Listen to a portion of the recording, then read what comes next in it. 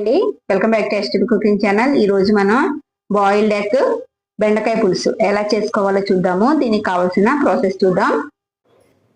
ముందుగా కర్రీకి సరిపడినంత ఆయిల్ వేసుకొని ఆయిల్ కొంచెం వేడెక్కిన తర్వాత అందులోకి ఒక 1/2 టేబుల్ స్పూన్ వరకు జీలకర్ర వేసుకొని జీలకర్రని కొంచెం ఫ్రై అవనివ్వాలి.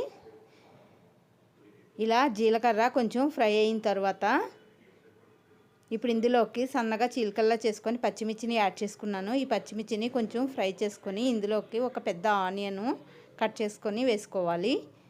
ఆనియన్ పచ్చిమిర్చి కొంచెం ఫ్రై అయిన తర్వాత ఇందులోకి ఒక 1/2 టేబుల్ స్పూన్ వరకు పసుపుని యాడ్ చేసుకుంటున్నాను. పసుపు వేయడం వల్ల ఆనియన్ అనేది తొందరగా ఫ్రై అవుతుంది. ఇలా ఒక 2 మినిట్స్ మూత పెట్టి మగ్గనిద్దాము. మధ్య మధ్యలో కలుపుకుంటూ ఫ్రై చేసుకోవాలి. ఇలా ఆనియన్ కొంచెం ఫ్రై అయిన తర్వాత ఉల్లిగడ్డ పేస్ట్ని యాడ్ చేసుకున్నాము.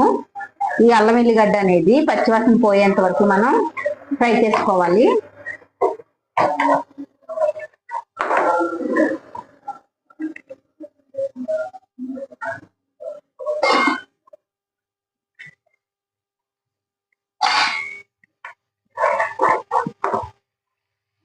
మధ్య మధ్యలో కలుపుకుంటూ మనం ఈ అల్లం వెల్లిగడ్డ వేసిన తర్వాత ఫ్రై చేసుకోవాలి, లేదంటే మాడుతుంది.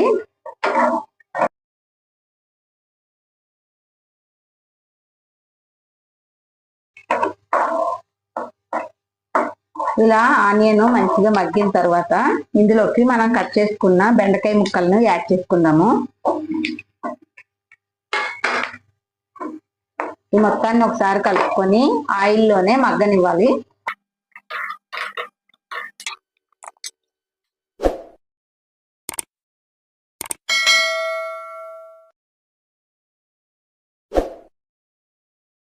బెండకాయలు మొత్తం మంచిగా మగ్గిన తర్వాత మొత్తాన్ని ఒకసారి కలుపుకొని ఇందులోకి ఒక పెద్ద సైజు టమాటాని చిన్న చిన్న ముక్కలుగా కట్ చేసుకొని యాడ్ చేసుకొని ఈ మొత్తాన్ని మరలా ఒకసారి కలుపుకొని మూత పెట్టి 2-3 మినిట్స్ ఇలానే మగ్గనివ్వాలి.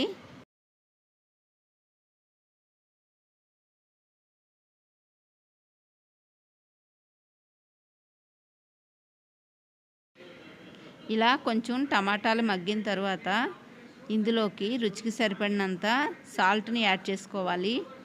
ఇలా సాల్ట్ వేయడం వల్ల టమాటా అనేది తొందరగా సాఫ్ట్ అవుతుంది.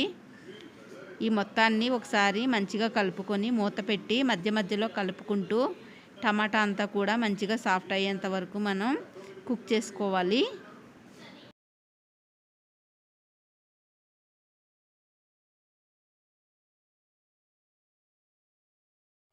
ఇవి ఇలా మగ్గిన తర్వాత ఇందులోకి 1 టేబుల్ స్పూన్ వరకు ధనియాల పొడి, మనం తినే కారం బట్టి రెడ్ చిల్లీ పౌడర్ వేసుకొని ఒకసారి మొత్తాన్ని కలుపుకోవాలి. ఒక 2 మినిట్స్ ఇలానే మూత పెట్టి ఉంచుదాము.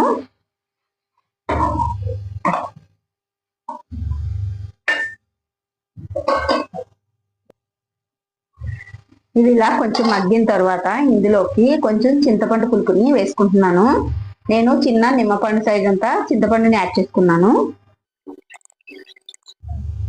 కొంచెం వాటర్ని కూడా యాడ్ చేసుకొని ఈ మొత్తాన్ని ఒకసారి కలుపుకోవాలి.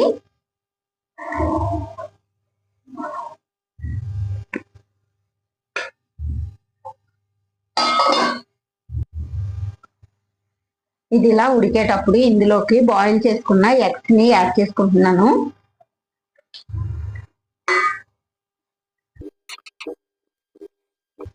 మూత పెట్టి ఈ గ్రేవీ అనేది మనకు కావాల్సిన కన్సిస్టెన్సీకి వచ్చేంత వరకు మనం దీన్ని ఉడకనివ్వాలి.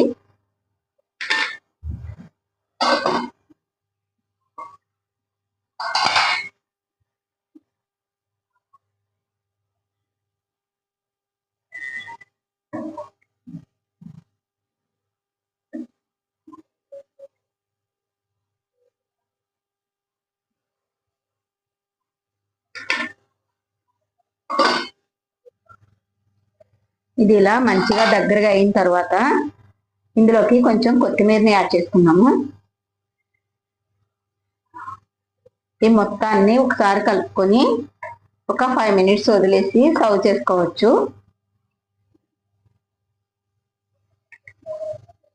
అంతేనండి, బెండకాయ బాయిల్డ్ ఎగ్ పులుసు అనేది రెడీ అయిపోయింది. రెసిపీ మీకు కూడా నచ్చినట్లయితే లైక్ చేయండి, అలానే ట్రై చేయండి. ఎలా వచ్చిందో షేర్ చేయండి. Thanks for watching.